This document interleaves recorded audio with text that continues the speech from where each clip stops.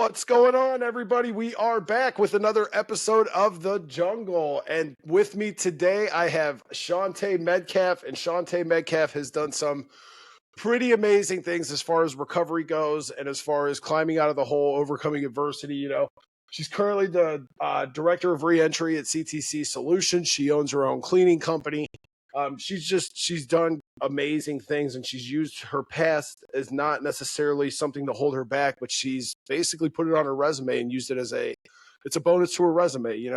So that's one of the conversations her and I had, and that's why I really wanted to have Shauntae on here, because one of the first conversations you and I discussed when we were talking on the phone was, you don't look at your felony as something that's held you back. It's giving you life skills. It's giving you, so without further ado, everybody, this is Shauntae. Shauntae, say hi to everybody. What up, what up? All right, so we're going to dive right into it, Shauntae. Why don't, as everybody knows, the format of the show it hops around, but it's everybody that comes on's got a past. Everybody's got a story. So I want Shauntae to kind of tell us, like, what was your childhood like? What was growing up like? What were things like growing up? So I was raised in a single family home. My dad was MIA. My mom had 4 kids, and she just tried to, do the best that she could. Originally born in Cleveland, raised most of my life in Canton, Ohio. My mom got sick at a young age. I was 15 when she was diagnosed with cancer. She battled it for a long time, about 15 years. When I was 17, 18, a couple who are physicians took me in. And so I went from living in Town Manor, living in the hood, to it kind of reminisce of the Prince of Bel-Air. You know what I'm saying? Woke up one day and I was in a $2.3 million house and double car garage and Land Rover, and I was in shock. So, hey, let me ask you, not to cut you off. I didn't realize you were originally from Canton. Where at in Canton? So, like we've lived all over. Like I counted. Okay. I did a project when I was in high school, and I counted. I lived in 18 or 19, maybe 20 different locations in Canton, Ohio. Because we were a type of family. My mom struggled, and so we moved. We move into a spot, and then when the rent was due, we couldn't pay it, and so what happened was we would we would have to move, get evicted. So they called us the backpack kids. So I never owned anything that didn't fit in the backpack. So, and once I got older, I got more understanding of why I was what took place. I mean, as kids, I always put my mom on a pedestal, like, and when you go on a pedestal, you either the greatest person in the world or you catch all judgment. And so when I became older and became much wiser, I realized that my mom was just a human being who suffered from substance abuse and suffered from mental illness. And having that clarity, gave me understanding to give her more grace. And so, like I said, I went to Philly, and I went from rags to riches. And they invited me with open arms, and it was weird because I can remember one year we were on the front page of the paper for Family of the Year for the county that we were in, the town I was in. And here sits all these, what wonderful Caucasian people in this little spot as me, and so they loved me to death. They took me under, and so I'm grateful for the ability to have, I consider them mom and dad now, and so like I'm grateful for them to open up their house and open up what family truly was. I knew what family was, but it was different. My mom and my dad came home and greeted each other, and I remember the first time I actually ate dinner with them. They were sitting around the table, and I was freaked out, and they're like, "So how was your day?" I'm like, "What?" No, you made a comment a few minutes ago about how you put your mom on this pedestal, and it's either she takes all the heat or she's the greatest person in the world. And I don't think people, like you said, you get that clarity when you get older that your parents are human beings too. Mm-hmm. And I think that's something that's not really talked about at a young age. And obviously you have these grandiose illusions when you're a kid, like, oh, the world's perfect when you get older, and companies run like they should, and that's why they're a company. And this, and you know what I mean? Right. And then that clarity comes when you're older, and it's almost like a kick in the it's a kick in the shins. Sure. It's like it's the awakening. It's like, oh, the world's very far from perfect, but I think it's very important that you at least recognize that. and could at least identify with the fact, she's human. Sure. That's a huge step for anybody to take. So go ahead. I didn't mean to cut you off. No, you're good. And I realized now that you say that, I realized that like once I, got to the point when I was incarcerated, like, like we can only help individuals as far as our fractured soul will allow us. So when I say that, I say that my mom could only help me as far as, her imperfectness would allow her to. And so Yeah. like that allows me to be the woman that I am and realize as I help individuals, you know what I'm saying? I gotta help myself because you come to a point where you're standing against the wall and what are you gonna do?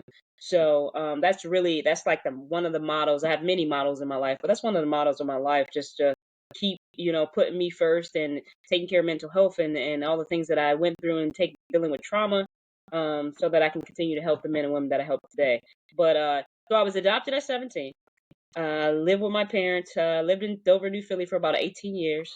My mom passed away in 2012. My biological mom passed away in 2012. I was actually her only child that sat with her when she took her last breath. So that was devastating. So back then, I still didn't understand the importance How old were of. you? When my mom passed away, I was 30. And Okay. so 15 years later, she passed away. But I didn't understand like what grief was, what anything was. I immediately after she passed, I had to call my siblings, had to call family members. And so I went into like losing my mom to try to take care of everything for the funeral and not really checking in with myself.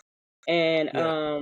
once everyone's there for the funeral, everyone's there for the calling hours, but eventually that fades away. And so you're faced with like this demon in the sense of like, how am I going to deal with it? I mean, for 5, 6 years after that, every Christmas, every birthday, only thing I took out of my mom's house when she passed away was her coffee table that she drank coffee at every single morning. And so on those days, I would sit there, make dinner, and like have a real conversation with my mom. It was like, now that I think about it, it's kind of spooky and creepy, but I never knew how to deal with it. Yeah, I never I, knew that. Nobody never taught me that. yeah, So I don't think it's spooky or creepy at all. I lost my dad when I was 25, and we're very similar in the aspect of I was by his bedside. Um, and you take those little.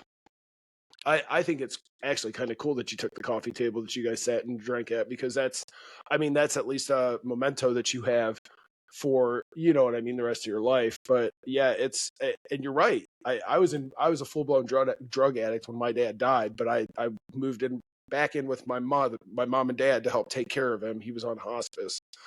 Um, and yeah, it was, you don't deal with it like I mean, you were dealing with making all the funeral arrangements and making arrangements with absolutely. the family and so yeah, I mean, you still have to check in with yourself. Me being where I'm at today, I can recognize every red flag that I threw up back then and every mistake that I was making by just kind of tucking it all away. But yeah, I And think it it's cool caused you me took to. that. I don't think it's spooky you took the coffee table. I think it's great. I mean, not that I took the coffee table, but I was sitting there like I literally made like dinner. I would sit a plate there, empty plate, and me would sit there and I would have a conversation for a meal. And for me, like now that I think about it, I was like that may have been a little creepy, but it was healing for me. I mean, that No, yeah, I felt like that was those moments in my life as I look back, like was the most intimate moments I've ever had being a 42-year-old woman today. You know what I'm saying? yeah, Like I got to say things, that I would normally didn't get to say to my mom before she passed, So, yeah, um, but in that, it's a double-edged sword, and I just began to spiral out of control. I didn't even know I was spiraling out of control, but I remember my dad, a year prior to me being incarcerated. My dad, I used to go out to dinner with my parents every Sunday. My dad is taking me home one day, and he says to me, "You're going down a path that you're not going to be turned back away from." And I'm like, "What are you talking about?" Like, because I was trying to hide what I was doing. I was like, "You're crazy." And so I spiraled out of control, began to use drugs real bad, was in the bar scene real bad. And in 2016, I was just in some really bad like mental state. I was selling drugs, and one of my friends at the time was in a jam and asked me for some money. And I said, "Well, I can't give you money, but I can give you dope." And so I gave them $10,000 worth of dope. And it said you had to oh wow, start making payments.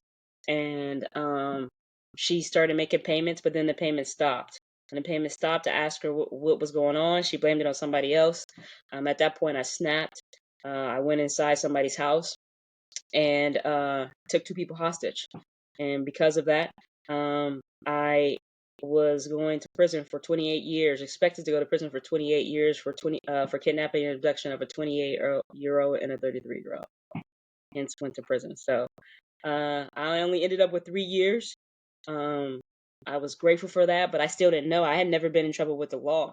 I did a lot of Yeah. things, I started selling drugs when I was 12. My parents saved me and took me out of that environment so I didn't have to live like that anymore. But the mentality still is there. And so when you're comfortable or when you're, faced with your back against the wall, you tend to go back to what you used to. And so that's It's what I easy. did. Yeah, It's it's so too easy easy to fall back in to make money. Like for sure. I mean, it was I literally one phone call away. Like it was so crazy yeah, that I was in the situation that I was in. and that's the other thing. I mean, before the show, you and I won't talk too much on this, but you talked about people like drug addicts are the most resourceful people you'll ever meet in your life, but they have no skills and they have no direction. They have, like most of them don't. Like so, um, yeah. I mean, you fall back into you fall back into your old ways. You go back to doing what you know how to do to make money. So that's crazy. 20.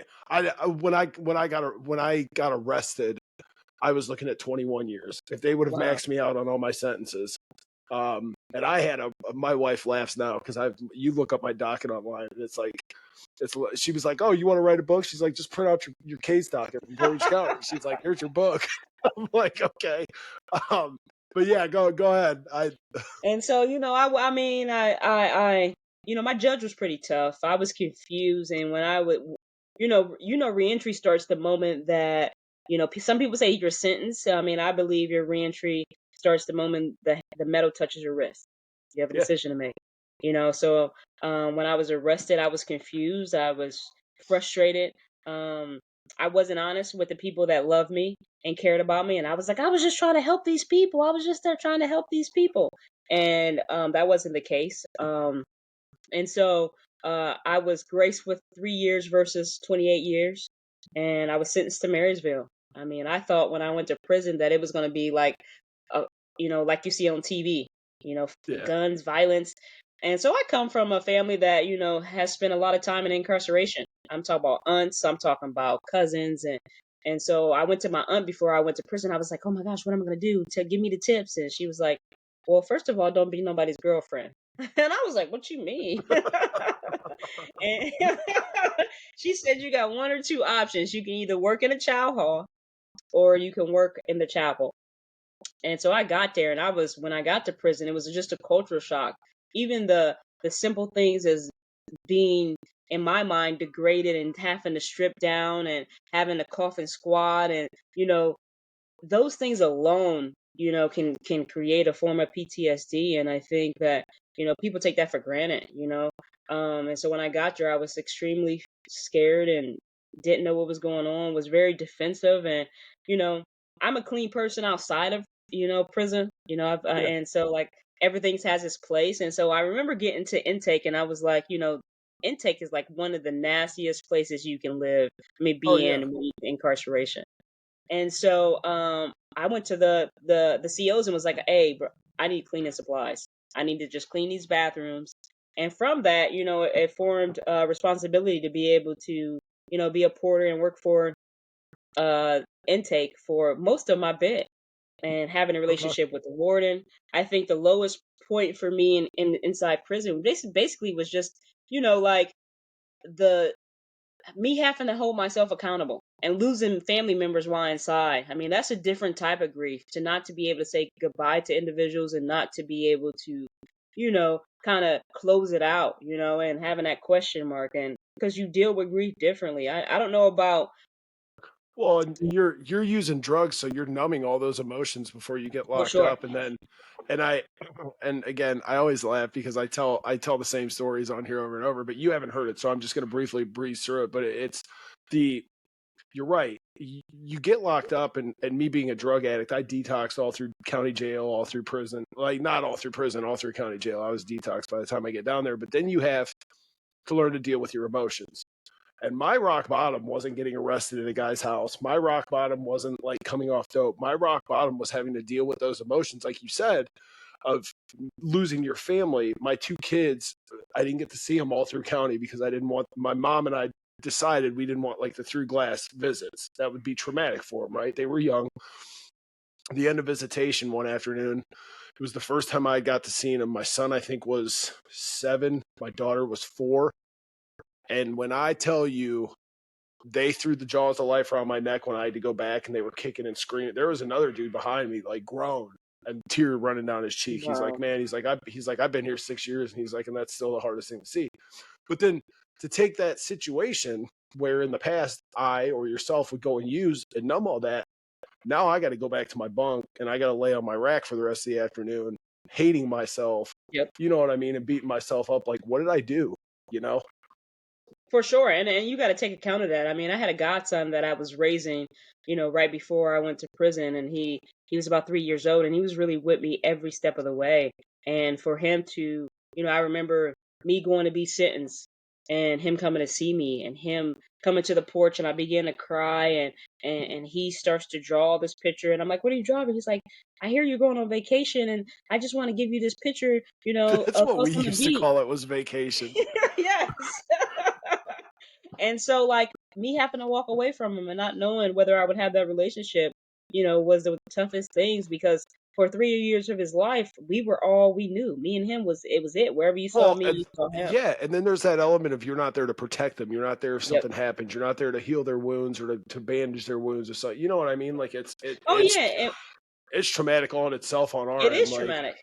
Especially when, I mean, I was just doing a session in one of my classes, and we were talking about, how we not only felt ourselves, but we felt our kids. And like my yeah. godson was susceptible to sexual abuse while I was gone. So you can imagine the guilt and the weight that I felt, you know what I'm saying, and not Oh yeah, being and there. that's a whole other level of issues that you have to, because it's you're gonna blame yourself. For Yeah, sure. that's For awful. sure. So, I mean, but when they told me that I had to potentially go to prison for 28 years, I turned all the way up. Literally turned all the way up. Like, I was using drugs every day. Like, Yeah. I was like, I'm about to go to prison. I think I'm about to go for 28 years. I better party it out. And a lot of it was, to be honest, I was just scared of the unknown. Well, Scared yeah. of what can potentially happen, because, like you said, like I said, I had never been in trouble with the law before. So I got into prison, and I was doing it when I was in an intake before I popped out into general population. For those who don't know, like, you have like 45 days in intake, and then they send you out into a unit that you're gonna have to live in. And a lifer came up to me and said, "Hey, you got one or two things." And I said, "What's that?" You can do one or two things. I said, "What's that?" She said, "You can either bury your demons in the soil that lays on this farm, or you can get back out, and I'll see you back." And that impacted my life so deeply, because I realized I Yeah. had a lot of things that I had to purge. I had to become a new woman. I had to use this time that God had blessed me with. Because some people think prison is a bad thing, but I truly believe, at least in my situation, that God saved my life because He froze that time for me in order for me to get me together, so that I can be able to put my armor on and go do what I have to do when I got out. Yeah. And hence, that's the reason why I am today, That's why you are where you're at. It's so funny listening to your story about prison, because our stories, our demeanor, it's they're so very similar. Because there was a gentleman. So the men go through Lorraine, up north here. We go through Lorraine when we're classed, and then we get classed out to our parent. We're usually there like, I think I was there about 60 days. So at first there was, and I don't talk about gangs on here, and I'm not going to. There was a certain group of gang that the guy was in the room with, and he was trying to like talk me into being in the gang, and I'm like, no, because I, just like you, I'm like, I got knocked. I'm using this as a time to growth, to heal myself, to get better. So he ended up getting class out before me. The last 30 days I was in a cell with a very large gentleman. And I am very large myself. I am 6'6", 300 pounds. This man, when I walked in the cell, I was like, oh, like, so he was the nicest, and I kick myself because he had 8 years to do.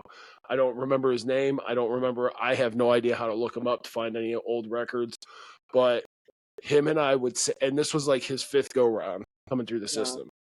And he would sit, and I was honest with him. I told him, I said, I'm new. that man. Now I was very overweight when I got locked up. I was close to 400 pounds, and that man made me get up every morning. He stressed the importance of working out. He stressed the importance of getting your body together because that's your business card. Since you're now a felon, people are going to look at your physical appearance as your business card. You know, like how hard you work, how dedicated you are. So he got me. He would not let me lay on the bunk. It was every morning. It's get up. We're doing squats. We're doing push-ups. And that man would sit and talk to me and counsel me all through. These are the mistakes I made. This is what you don't do this. And they were the greatest conversations probably I've ever had in my life. But yeah, it was the same thing. He was, you can either get your life together, go out and make something of yourself, or I'll see you back. Because he was like, I'm in For that sure. revolving door. For So sure. our And we stories are so similar. Like well, it's and just we it's take so for funny listening granted, to your. we take for granted, you know what I'm saying, the gems that are given to us, you know what I'm saying? So like, Yeah, we don't I take for granted that I was adopted by two people that are, took me out of the poverty, you know what I'm saying? So we take for granted, but when I was sentenced, I can remember the judge was like, I'm going to sentence you to merit ORW, a reformatory for women for rehabilitation. And I was like, what does that even mean? And she says, you'll figure it out in the 3 years that you're going to be there. And you really did. I was like, you're weird. You know what I'm saying? I had a sense of peace when I was sentenced, but like I still yeah, was confused about like why am I going to prison? And so, you know, along the way, different women in my life, incarceration, continue to drop gems on me to keep me grounded and keep me focused on, definitely I didn't know what I was going to do, but I know I didn't want to be there and I wasn't coming back. So different women just did that, and I was involved in an amazing TC called Tapestry, which is, it's a group of women that hold each other accountable, and we do programming for 12 to 15 months. And I think that my story is very unique because I can recall some situations in prison where, I didn't know how to be an advocate for myself, but I learned in prison. I learned how to yeah. use my voice. And so I remember, I got to tell this real quick. I was in prison in Marysville and I had signed up for Tapestry and I got accepted. Well, the next day they were doing a ride out to Cleveland. And so I was a low risk level. And so they were doing a write out. And I was like, don't send me, don't send me. Like, I'm going to Tapestry. I need to work on me. Da, da. And they sent me anyway. I can remember telling one of the captains that he was like, you're going to do what you're told. Your problem is you think you know it all. I said, bro, check this out. I'm going to be back. I guarantee you I'm going to be back. He was like, get on the bus. You just talking trash. And so I can remember being in Northeast pre-release. I went in December, the second week of December, and I wrote 80 letters to the governor. I was truly like in that mindset that like Wow. I was going to save my own life. And so I'm standing in I was in Northeast, I was a laundry aide. So I'm standing there doing laundry, and then next thing I look up, folding clothes, and there stands the warden and one of her captains. And she was like, "Are you Shauntae Metcalf?" I'm like, "Yeah." She said, "Inmate 95673." I'm like, "Yeah, that's me." She says, one or two things. The governor just told me to tell you to stop writing them letters, and you are going back to Marysville. So they sent the police to come get me on a van by myself, and they took me back. And I went back in February on a van right at 4 o'clock. I pulled up and I began the tapestry program. So That's that so showed awesome. me that I have a voice, and despite whether I'm in prison or I'm on the streets, our voice as people who are just as involved, they matter. You just have Well, to, yeah, and I say that constantly too. It, just because you've been convicted of a felony, or just because you've been a drug addict or an alcoholic, or that by no means makes your opinion less important than somebody else. It doesn't minimize your voice. If anything, it should empower you. It should uh, you should want to scream from the rooftops all the positive things that you've done, and you should understand your voice is so important, especially to people that are struggling. for sure. So that's And awesome. I love that you wrote him 80 letters. yeah, they Was were it so DOIN? mad. But you know what's so cool? Like, so I'm in different arenas in my life now, so right. And so I was told recently because of that, and I didn't even know this when I was in prison, but like because of me fighting, advocating for myself and writing those 80 letters in the state of Ohio, any person in any institution can be transferred for programming because of what I did back then, and I didn't even know. And this Really? has been 6 years release, yeah. So it melts my heart to realize that I was that That's person super that cool. that made that happen. Um, we gotta carry the torch and start things ourselves. But yeah, I mean, you just said like you felt like you didn't have a voice, and you just went out on a limb. And I mean, we got nothing but time while we're in there, and For sure.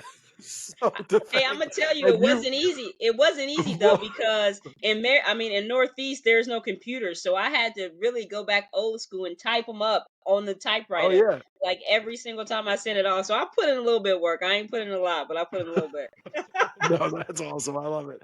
I mean, but you realized you had a voice, and you were going to Sure. be heard one way or another. And now, like you said, what was it? 6 years down the road, they've Yep. actually made changes to ODRC, and now that's a thing. You can be wrote out for any program. So Yeah. that's awesome. But you didn't even know, and I I didn't think even know it, man. I was just that's being yeah, selfish. And that's funny. hey, and for me, it was more of like I've always lived my life on like if you're gonna tell me I'm not gonna do something, I'm gonna do it. So like that captain saying that to me, I was like, bro, okay, I got you. And so when I pulled up, ironically, he was standing in the yard when I pulled up, and I'm like, what's up? I told you. But That's so amazing. that's the torch that we carry. And I believe one of my mottos is, and I told you this when we talked on the phone, like the Bible states that too much is given, much is required.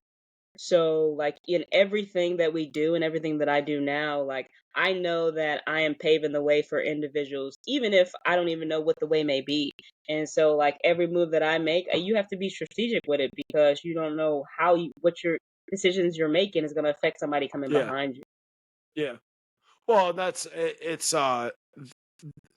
it's so wild since I've started doing this, just because of the doors that have opened, the networking, the people that I've met. You never know. Because I told my wife a while back. I said, I know it's gonna be difficult. I don't know of too many people that are doing this, but I said I'm just kind of gonna walk blindly, and I, I it's just wild that in the short time I've been doing this, the number of doors that have opened up and the people I've met, like yourself and all the other guests, and it's you're right. You just have to have faith that. So, but For I sure. do want to talk. Real quick Go though, ahead. but like you know what I'm saying, I'm so appreciative of the fact that you're giving people like myself and other people with a compromised background the ability to share their stories because, you know, I think it's like 79% of people in the US have some type of background. And so you Yeah, just never know who you're gonna cross that may have a similar background like yourself. So these platforms are much needed for people to yeah, hear, who is that director of reentry? How does she know? yeah. How does he or she know what she talking about? Well, And it's it's yeah, and it's great to put your story out there, because now I mean, you've literally walked the walk.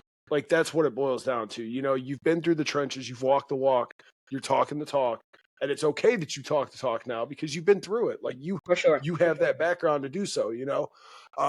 No, and you're right. You never know who you're going to impact. So I'm a truck driver during the week, Monday through Thursday. I'm over the road, and I do a lot of episodes from the back of my truck. But it was funny because I was pulled into Nestle Blue Triton. I run water. Um, and I'm pulled in, and one of my other guys rolls in behind me, and I'm in the back and I'm recording, and he comes up and he's like, what are you doing? And I explained the whole podcast to him. I'm like, this is what I'm doing. And he starts laughing, and we formed a relationship because he started calling me. He didn't tell me until about 2 months later that he had felonies from like 15 years ago. mm, He was an older gentleman. But my point in saying that is, you're right. You don't know who you're going to cross. I've had so many people that I never knew had a compromised background or a drug addiction or battled with anything, that's just come out of the woodwork and been like, hey, I'm not comfortable coming on, but we could talk. And so for sure, I feel my week. I feel a lot of my week being on my headset, just on the phone, talking to people. Like, I enjoy it. It feels like it's giving me a sense of accomplishment. I feel like I'm helping people. So you're right. You never know who you're going to run into once you kind of take that leap of faith. So for sure. And so, like I was in prison and I did tapestry, and tapestry it was a eye opening because you begin to, as you said earlier, deal with that emotional things that we deal with. I think that was a game changer for me while I'm being incarcerated, being able to get all that emotional trauma and baggage that I had carried for so long, being able to lay it out and let it just be there. And so because of that, I was able to, kind of, I did a lot of cleaning in prison. Like I said, I worked at intake most of my bed. And in that, I remember laying on my rack one day, and I was just going over all the chaos that was going on in my life. And I'm not an excuse type person, but I think a lot of us in prison and incarceration, we tend to make excuses for why we're where we are at. And Oh so I yeah. knew, I had to clean up, Shauntae. It wasn't even about nobody else. It was about me.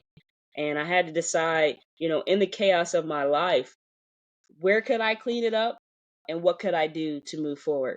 And I was so blessed to be able to, prison taught me a lot. They taught me how to audit, they taught me how to detail and buff and wax floors. They taught me a lot of Yeah. things. So I remember being there and saying, you know what, if I get out of the situation and I try to, I try to move forward, I think I'm pretty good at this cleaning toilet situation. I'm thinking I'm pretty good at mopping this floor.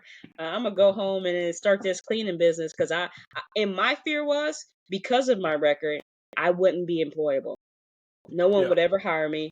So like I have to go out there and create a job for me because I went to prison. Who's gonna hire Yeah. me going to prison? So I started, really etching that out, figuring that out in my mind. And so when I was probably 2 years into my bit, and I just started trying to absorb as much knowledge about, cleaning and machinery as much as I could because I knew that that would be, my avenue out. I was really afraid that I was definitely afraid that I was going to come home and go back to what I knew, to selling drugs and to doing things that would cause me to go to prison. So I had one or two options: to learn, or I could just be lazy. And so I decided to do what was hardest, and kind of purge some things in my life and really get down to the nitty gritty because I live my life based on I am not going back to prison by any Yeah. means necessary.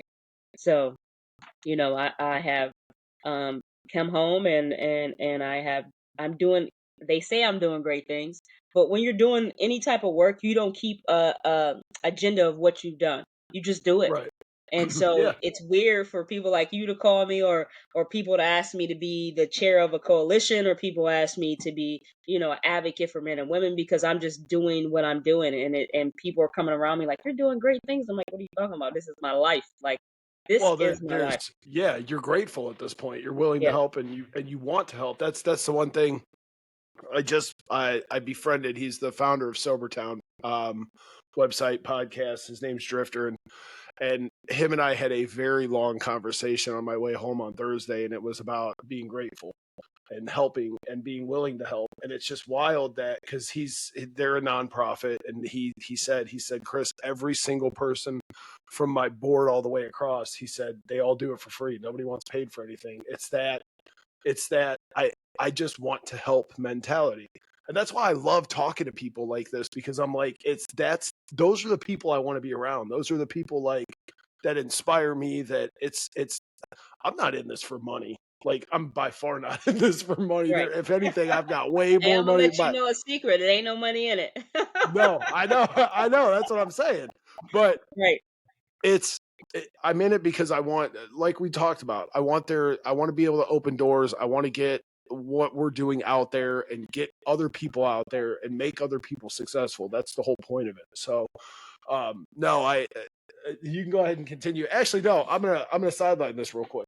Okay. So you so talk about, you obviously you were in prison, and then you were coming home and you had this cleaning company.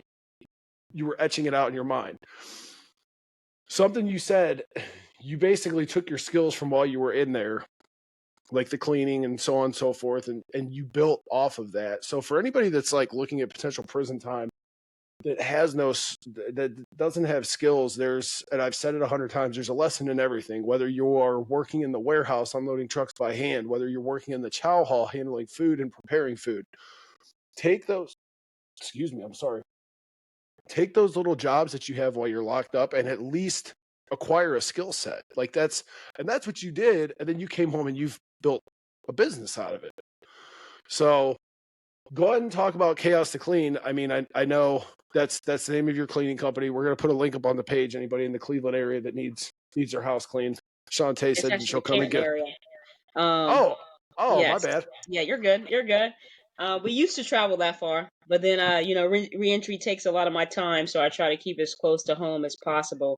So I came home, and let me just start off by saying, like, I just got to say this before I get into the cleaning part of it, because this is pivotal for how my life really changed, and I was really able to get focused and do the cleaning thing. So, um, a lot of people say that people go to prison and find religion. That's the whole big thing of you went to prison and you found religion. I went to prison. I already was great. My parents, what I'm saying, they were Christians. My mom was my biological mom was a Sunday school teacher, so I had the knowledge of what it was. For me personally, though, like, this is important in my life and in my story. Like, I think a lot of people confuse religion with relationship. And so what saved my life was the fact that I was able to understand there's a whole difference in between the to-do list of religion and having an intimate relationship with God. And so, like, when I understood that, I was be able to have clarity to realize, like, I can talk to my higher power just as frank as I'm talking to you now. Some days it's going to be good, some days it's going to be difficult, some days it's going to be great. And so, in Right. me having that sense of freedom, when I understood that, like, the weight of the world lifted off my shoulders. And so, like, that caused me to be able to be accountable. That allowed me to be able to be focused enough to prepare to start planning. Because you have one or two options, like the lady said. You can either waste the time there and just do time, or you can use it to structure your life for something better.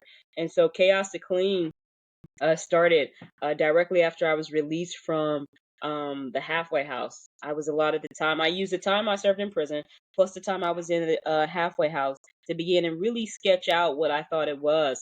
Like I said before, a lot of us live in chaos, and it's up to us to determine when we want to clean it, or if we're going to decide to clean it. And so I was coming out of Power Street in Akron, Ohio, at the Oriana House, and I used that time to really, niche it out. I was working at a t-shirt company, and they were giving me all the hours I want to. I remember the owner came up to me and was like, "I just want to let you know, you've been working here for a year, ma'am, and you're in the history books for having most hours in our whole company and the whole time that it exists." So I would go in the t-shirt shop at 5 o'clock in the morning, and I would leave at 12 o'clock at night. And I was doing it 6 days a week because I know I didn't want to sit in the halfway house and have to Yeah. endure, the headache of whatever it was. And Yeah. so I was a lot of that time, and so I began to have Chaos to Clean as a company. And so I was super stoked, super excited. In that transitional point, I remember a guy asked me, Lamar Atchison, asked me to come speak at South Street Ministries, which is the mecca of reentry for the state of Ohio. If ODRC talks about reentry, they're referring to this specific county. And so I went and spoke and started the cleaning service, and that's when my life truly began to change. I realized that I was chasing paper and not purpose, and so Yeah. hence. Uh, I began to volunteer at South Street Ministries, working with men and women who are restored citizens, because I really began to understand, like, that statement I said before, too much is given, much is required. And so, because I got connected with that organization and they began to pour into me as I pour into myself, I was allotted the ability to hire women coming home from incarceration to get them stable on their feet, give them job skills for 30 to 60 days, and help them transition from working for me to getting a real job. And most of those women to this day are still in the same jobs or starting their own business themselves. So that's you know, pat on the shoulder to, the hard work of not just me talking about it, but just me being about it. We can talk about all the things we want to talk about, Yeah. but people are looking for individuals that is going to walk the walk, who has been in the trenches with them, and can understand can empathize with the emotions of that transition of coming home from incarceration. Because if no matter how far you are from reentry, you will always be reentry. 15 years out, 15 days out. Once you're reentry, you're always reentry. So that's I think sometimes we take that for granted.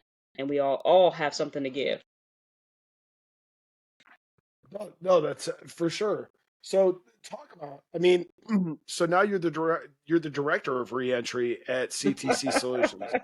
So I Hey mean, man, I gotta pinch myself, bro, because it's so weird. I do this work because the work needs to be done, and I understand. There's people coming behind me, but I don't do it for titles. So it's weird for people to say, "Hey, you're the chair of the coalition in Stark County. You're the director of reentry for Stark County," and I'm like, what? So even to hear you say it now, I'm like, no, bro, I'm just somebody who's trying to help so our people. so out of curiosity now, how long have you held that title?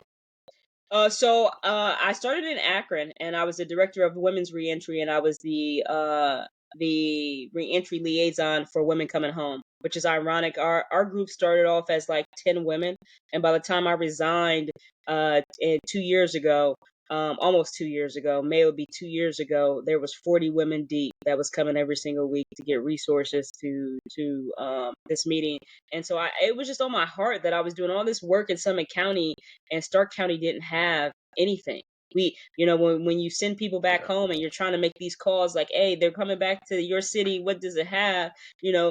Stark County just didn't have a lot. And so like I decided to resign from that post there and come home, and I just said to myself, by any means necessary, I'm going to do this. And so I teamed up with a gentleman who gave me some office space and let me work underneath his umbrella of his company for a little over a year. And then, things have been moved so fast. So I've literally only been in the director of reentry for this county.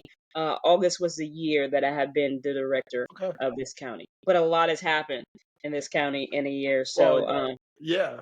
I mean, I'm a Stark County resident. We live in Jackson Township, so and that's why I don't know why I swore that you said it was Cleveland where you were operating out of. So when you said Canton, I was like, oh, no kidding. but now that we've talked about it, there was a comment because I talked about Stark County trying to yeah, reach out to them on our first conversation. So that was my bad. I for apologize. sure. Um, I want to touch real quick on you made a comment about how when you came home you realized you were chasing paper and not purpose. That is such a powerful statement. It I is. when so I came home and I didn't do anything. I was my focus. It was me, my kids, getting my life together, getting on my own 2 feet, making a life for myself and my kids. I ended up getting full custody, but I met my wife about 2 years in. I'm going to make this real quick because it's a long story. About 2 years in, I was working third shift, lumping boxes, like unloading semi trucks by hand, like cold storage facility. So I never really got to see her a whole lot, and she kept pushing me. She's like, we moved in together. She's like, why don't you try and find like a job on first shift? Found a job on first shift as an equipment sales manager selling packaging equipment. So, or not an equipment sales manager, it was just equipment sales, selling packaging equipment. Worked my way up from sales all the way to production and operations manager after about 7 years. That whole time, I was chasing paper. I was chasing a title, I was chasing paper, and I totally lost sight of who I was, what I wanted to do. It was like just another time that I had not focused on being purposeful and like you said, chasing paper. And I relapsed real hard 2 years ago. And it was a toxic work environment. It was unreasonable, the amount of expectations that were placed on my lap on a daily basis. And I felt like a failure, felt like I was failing my life, my kids, because there was no purpose behind it. And my reason for saying all this, and I went on a bender for about 2 months. And my reason for saying all this, though, is because you came home and you realized you had to have some sort of purpose. And most people, and I had that vision behind what I wanted to do, but I've never really had a clear sense of direction as to how to be purposeful as far as helping people until I decided to start maybe trying to work with I forget what you call it. I don't like Restored calling them felons. citizens. Restored What's that? citizens. Restored citizens. Yeah, restored citizens. I need to change my terminology because I have a very vulgar and I kind of just say it how it is or what I want. And I know I know that's not a thing and people don't like being called like ex-convicts and felons, but I don't mind, whatever. But no, you're the comment that you made, and I'm going to use that probably for the rest of my life, chasing paper and not purpose. That was huge in my spiral. So yeah, I'll just stop right there because Well, I'm and going to end up I getting. think so too. To piggyback off of that, like when you're chasing paper, like this is the model for my organization. So I tell anybody who comes into our organization, does an intake, and we begin to. I do my one-on-one, and we begin to conversate. And when they're coming to our weekly meetings, that you have one or two options in life. You can either chase paper, and when we chase paper, we lose consciousness of what's reality and what's not reality, and you can Yeah, go back into prison, or you can find your purpose and always be taken care of. Once I was able to understand the difference between paper and purpose, I do not want or need for anything. My wife does not want or need any for anything. My kids yeah, do not want for need for anything. You know what I'm saying? Like when you're in that lane and you find your lane, things just fall in your lap. yeah. No, man, my wife and I, we were just driving back last night. We went. That's our Friday date night now because I'm a truck driver. It's grocery shopping and all the unfun shopping. But it's Christmas. It's coming up on Christmas, so we did some Christmas shopping and Right. we got back in the truck and we're driving home and I started to get a little choked up because we were having kind of a deep conversation. And I told her, I said, "Do you know how fortunate we are that we have the money. I can go take you to dinner and I can go and spend a couple $100 on groceries and we can eat and we have our house that we live in." I was like, the amount of things that people take for granted. Um, and I am because I'm now living my life with a purpose and wanting to help people. I could care less that I have an older truck in the driveway, that I could care less that I don't have a Bentley in the driveway. I could care less that my house is only 1,200 square foot. I don't care. Yeah. I am happy. I have worked hard for everything that I have, and I'm grateful for everything that I have. And there's a lot of people that would love to To have be what I where you have. are. So you start to adapt that mentality and you stop chasing the paper. You're like, I make what I make. I'm happy with it. I'm comfortable. We live within our means and it is what it is. But now it gives me an opportunity to focus on things that mean something to me. So Well, and it comes down to like when you're dealing with a restored citizen population and this great community of people who are just as involved, like I strive to touch the souls of people and not the surface. Because I can give you all the tangible things you need. I can help you with housing, I can help you with, transportation, I can help you with employment. But if I don't touch your inside and figure out what is causing you to be where you are and what trauma you have, yeah, then it's pointless for me to give you all those things. So let's have an intimate conversation. Let's talk about what's going on in your life. Let's talk about what caused you to go to prison. Let's talk about, you know what I'm saying? Like, what's the weight that you're carrying now? What are your fears coming home from incarceration? What are you staying up at night and thinking about and dreading? You know what I'm saying? Let's talk yeah, about the real things in life so that we can be a community, because people who come in my program, C2C Solutions and Reentry, like, it's not like come and get what you need and go. These are people that I'm dealing with for 5, 6, 7 years. I plan to deal on yeah, with 15 years. They become, in a sense, family because I understand the importance of, walking this thing called life is not a solo situation. You need a community. My mama used to say all the time, it takes a community to raise a child, but it takes a village to restore a citizen. So, yeah. that's how I live my life, man. And I understand the importance of like wrapping my arms without judgment around people and assisting them wherever they may be in life. Yeah, I mean, well, there's an old saying, and it's hurt people. And I love that Sure. this day and age, mental health has such a platform and it's on the stage that it is finally because um, there hasn't been the resources for years, and people have. I mean, the generation before us, you didn't talk about your feelings, you didn't talk about your trauma and your thing like that. Just it was off the table, like it was family secrets. And what's wild is like my cousin and I, we talk quite a bit about generational curses, and we've kind Hmm. of dived into like things that have happened in our family, and like there's been some pretty nasty and but I told him, and we had to both talk. It's these things just weren't talked about back then. It was brushed under the rug. And the fact that mental health has such a platform in society today, and it's on, like I said, the stage that it's on, and you can talk about things and you can open up, there's still there's still that gap there where people still don't feel comfortable to do it. But I think it's awesome that you're not just a revolving door down at CTC either. You just said you have people coming in for 5, 10, 15. Once you know them, and they're coming in for sure. resources, and you're helping because you've actually taken time, you've invested in somebody. And that's I think with people coming home and people getting sober and things like that, it takes somebody to want to invest time in them. And I think what you're doing is amazing. I think it would be very easy for you to go and punch a clock and say, I'm going to see 15 clients today, and I'm going to get them out of my hair, and I'm going to go home and do me. But the fact that you're sitting back and you're giving them resources, and like you said, you want to have an intimate conversation with them. You want to know Oh, for what's making sure. them tick. Yeah, and Because you understand the need. You know what I'm saying? it's Everything so that I do, detrimental though. for sure, everything that I do right now and how I live my life, like I do not receive one paycheck for what I do, which is crazy. I clock in, probably 60, 70 hours a week doing reentry Yeah, work. And so like for me, like I always think about like what could have assisted me when I first came home? What was the gaps missing? What was, missing? So like I'm taking a bunch of courses, I'm PRS certified, peer support source certified. And so like I I understand for a long time I didn't get the, like you say, the mental side of it. And so like even with taking these classes, like we live in a world that is so instant gratification. Fast, yeah, fast, fast, fast. Like you said, how many clients can I see?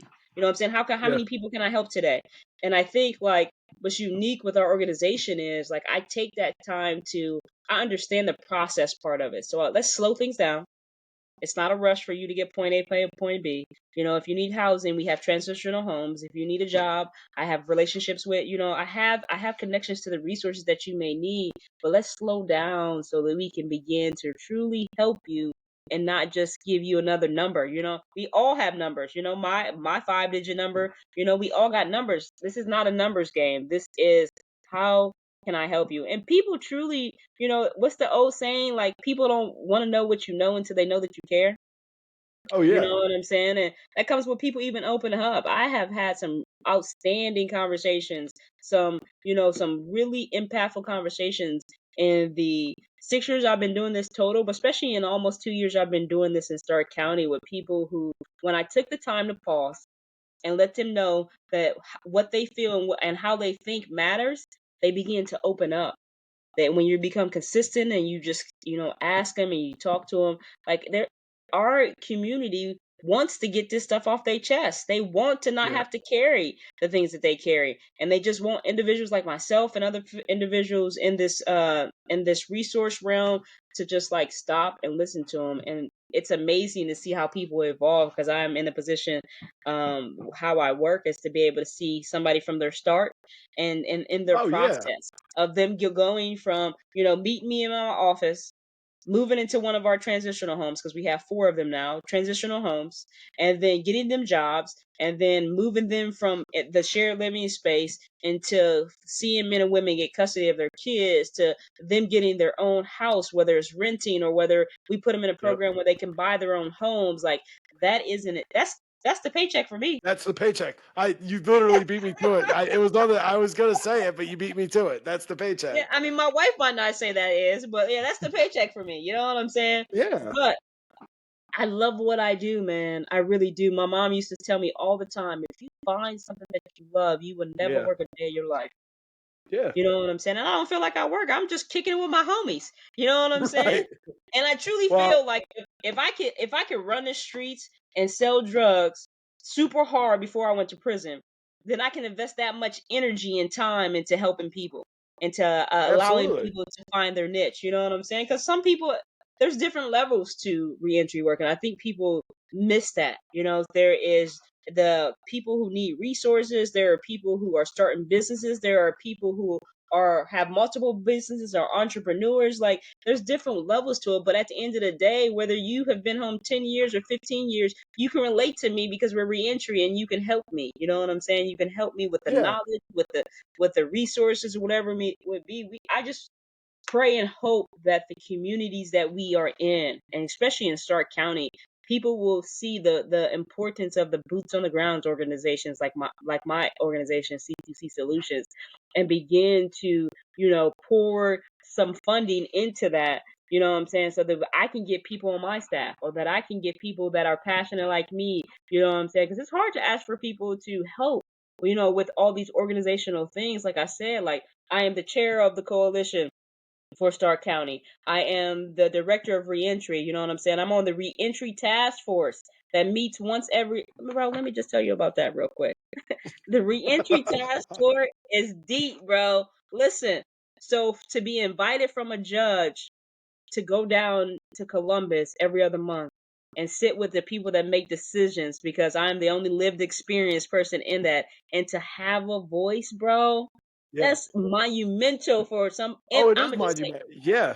that's monumental, and I'm a part of the decision making process for things that are coming up that's going to change the trajectory of how people, look at restored citizens, and how we can help assist them to knock some down and some of these barriers. Like, man, that's huge. I mean, like, I No, love that's what I epic. do. Yeah. I truly love what I No, do, and that's I see the importance of it, bro. And like, I never want to brag about what I do, but like, it is. hey, People aren't investing brag in about it. people aren't invested in my organization. They're invested in inmate 95673. That's me. Yeah. They're investing in me. Yeah. You know what I'm saying?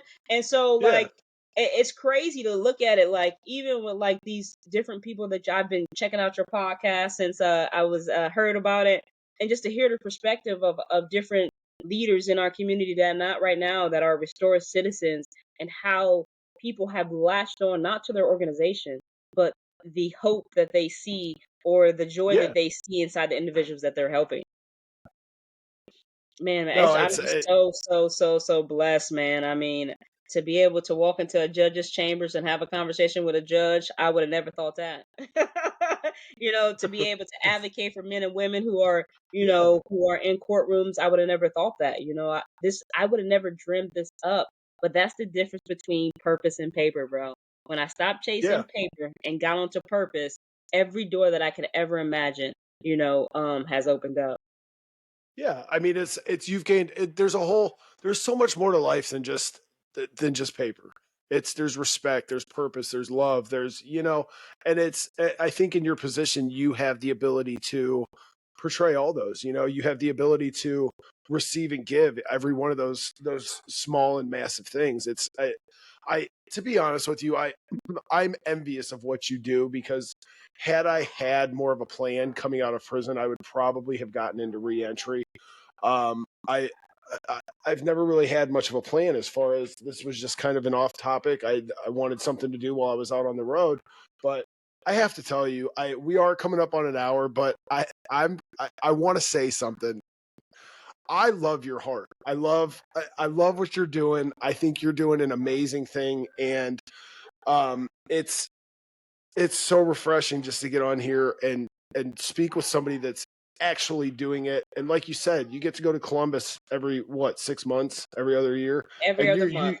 every other month, Yeah. and you're sitting in on making changes in legislation that could impact laws in the future, so on and so forth. It's what you're doing is it's inspiring, it's amazing, and I am so thankful that you gave me an opportunity to sit for an hour and speak with you.